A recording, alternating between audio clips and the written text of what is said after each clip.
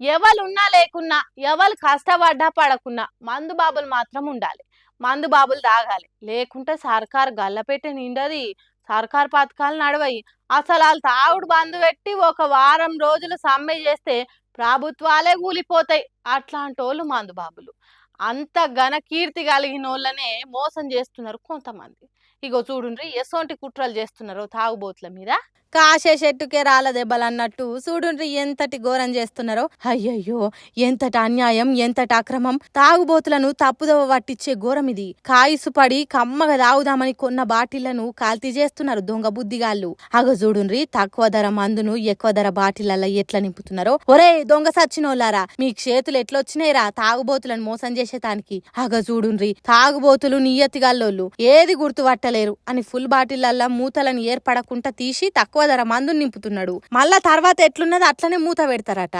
అట్లా ఒక్కటి కాదు రెండు కాదు కాస్ట్లీ మందులను కమాయించి మారుస్తున్నాడు. ఇట్లా బాటిల్ మార్చుడేనా ఇంకేదైనా చేస్తున్నావా అని అడిగితే ఇగో వివరించి చెప్తున్నాడు. ఇనుండ్రి.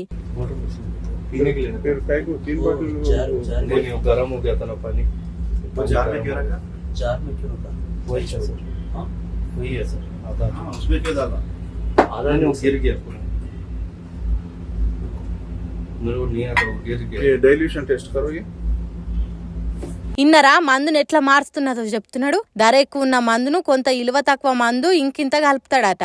బాగా గరం ఘాటు ఉండకుండా అప్పుడప్పుడు నీళ్లు కూడా కలుపుతారట. చూడుండ్రి వాని యూరం ఎట్లున్నదో. హైదరాబాద్ అయ్యప్ప సొసైటీ ఏరియాలున్న ట్రూప్స్ బార్ల జరిగే దొంగ కథల టీవీ. బార్ రెన్యువల్ ఫీజు ఇయ్యలేదు, ఎందుకు గట్టలేదు ఫీజు అని అడిగేదానికి పోయిన ఆఫీసర్లకు ఇంతటి కార్యం కండ్ల ముందుగా అనిపించిందట.